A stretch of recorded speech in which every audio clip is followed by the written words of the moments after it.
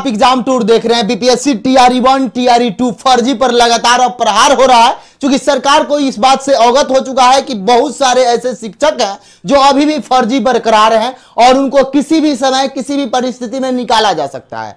शिक्षा विभाग इस कदर परेशान हो चुका है कि ऐसे विद्यार्थी को जो शिक्षक बने हुए हैं, वो चाहे टीआरई 1 से हो या टीआरई 2 से हो, उनसे वेतन वसूली की प्रक्रिया भी चल रही है और अब 420 का मुकदमा भी चलेगा, ताकि 1 सालों से सरकार को सभी को बरगरा के और वो लोग कार्यरत हैं और बिहार का वेतन को बर्बाद कर रहे हैं। इसको देखिएगा, लगातार अब सभी जगह से चल रहा है और निगरानी विभाग भी इस पर आ चुकी है। एक बात को आप समझ लीजिए, निगरानी विभाग का भी पूरा ध्यान है और बिहार सरकार, शिक्षा विभाग, सभी लोग एक एक करके थोड़ा सा धीमा गति है। इसका कारण यह है कि क्योंकि अभी चुनाव है, जो कारण से विलंब हो रहा है। लेकिन जो भी विद्यार्थी ये सोच रहे हैं कि टीआरई 1 में हम फर्जी है बने रह जाएंगे, वह अब संभव नहीं दिख रहा है। टीआरई 2 में है जो फर्जी है, वह ये सोच रहे हैं कि हम बचे रह जाएंगे, तो अब संभव नहीं दिख रहा है। साल भर आप वेतन उठा लिए, बहुत हो गया। यदि अभी भी आप सोच रहे हैं कि हम बच जाएंगे, तो बचने वाले नहीं है। ये नोटिस देखिएगा और प्रत्येक जिला में अब ये नोटिस निकलेगा बहुत जल्द।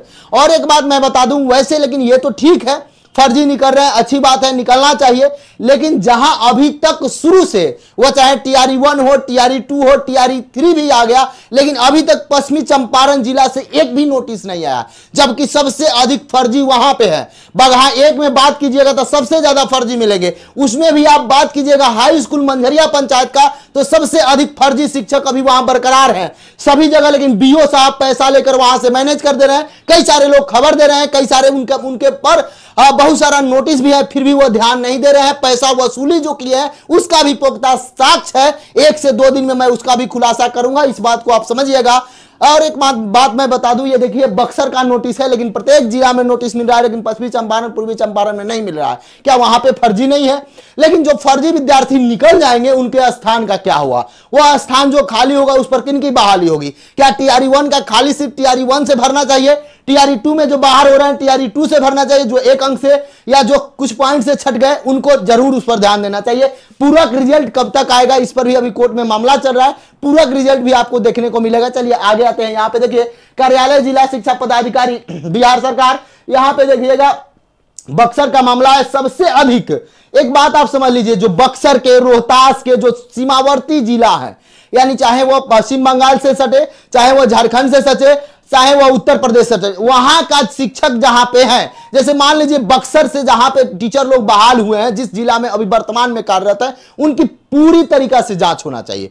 रोहतास से जहां पे है उनकी पूरी तरीका से जांच होना चाहिए और साथ में साथ पश्चिमी चंपारण से जो जुड़े हुए हैं उनका जांच होना चाहिए। क्योंकि ये लोग किए क्या है, सीमावर्ती है और आकर जाति, आय, निवास सब कुछ बनाकर, वह चाहे बीसी का सीट हो, चाहे ईबीसी का सीट हो, चाहे एससी का सीट हो या एसटी का सीट हो या ईडब्ल्यूएस का सीट हो, सबसे अधिक ईडब्ल्यूएस का सीट वो लोग खाए हुए हैं। इस बात को आप समझिए। देखिए यहाँ पे साफ तौर पर क्या लिखा गया है। प्रेस जिला शिक्षा पदाधिकारी बक्सर, सेवा में सभी प्रखंड शिक्षा पदाधिकारी जिला बक्सर के सभी प्रखंड शिक्षा पदाधिकारी को बताया गया है। विषय क्या है, बिहार लोक सेवा आयोग द्वारा बहाल टीआरई 1 टीआरई 2 के अंतर्गत नियुक्त विद्यालय अध्यापकों से संबंधित प्रतिवेदन जब्त उपलब्ध कराने के संबंध में। यानी क्या उपलब्ध कराना है, इस बात को समझिएगा।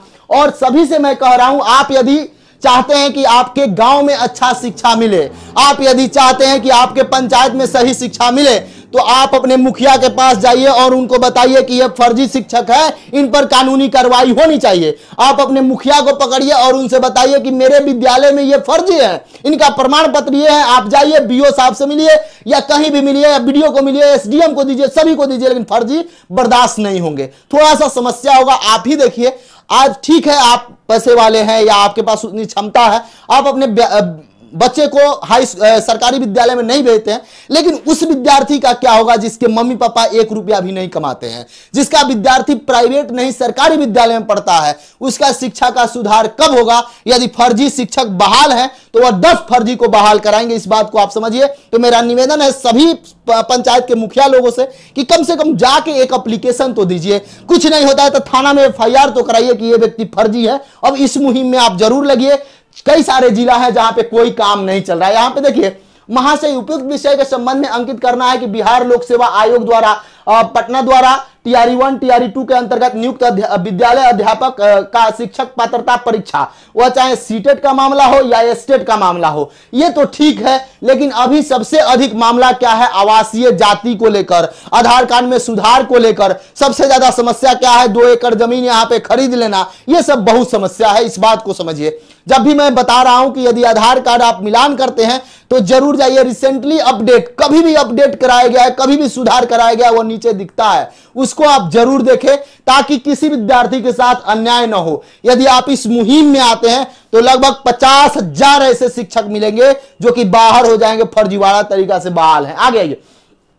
होकर नियुक्ति, सीटेट और एस्टेट में मानक अंक से कम अंक के बावजूद नियुक्ति होकर कार्य करने का मामला प्रकाश में आया है। देखिए मामला कैसे आया है, कुछ ना कुछ लोग इस पर जरूर कंप्लेन कर रहे हैं, यह मामला प्रकाश में आया है। किसी दिन ऐसा होगा 20 लोग कंप्लेन करेंगे, किसी दिन ऐसा होगा नेता लोग जब उस पर आ जाएंगे तो सभी को बाहर निकलना होगा। इसलिए मैं कह रहा हूं कि आप माननीय मुखिया लोग, माननीय जनप्रतिनिधि, आप जिस क्षेत्र के आते हैं, शहरी हो या गांव हो, ग्रामीण हो, कोई हो, एक तो आप सही काम कर दीजिए। कम से कम उन बच्चों के लिए जो गरीब तबके के बच्चे हैं, जो सरकारी विद्यालय में पढ़ते हैं, जिनका सब कुछ और सरकारी विद्यालय पर निर्भर करता है, यदि वह सही से पढ़ा देंगे, सब कुछ सही हो जाएगा तो उस विद्यार्थी का कल्याण होगा, साथ ही साथ उसके परिवार का भी कल्याण हो जाएगा, उसका नस्ल में सुधार हो जाएगा। इसलिए मेरा निवेदन है सभी से कि कम से कम इस वीडियो को सभी जनप्रतिनिधि तक पहुंचाइए ताकि सब लोग आगे आएं और अपने अपने विद्यालय में जरूर एक बार जाएं, विजिट करें। आप वहां के प्रतिनिधि हैं, आपको जाना चाहिए, देखना चाहिए कौन फर्जी है, क्या है, कौन कहां से बहाल हो गए हैं,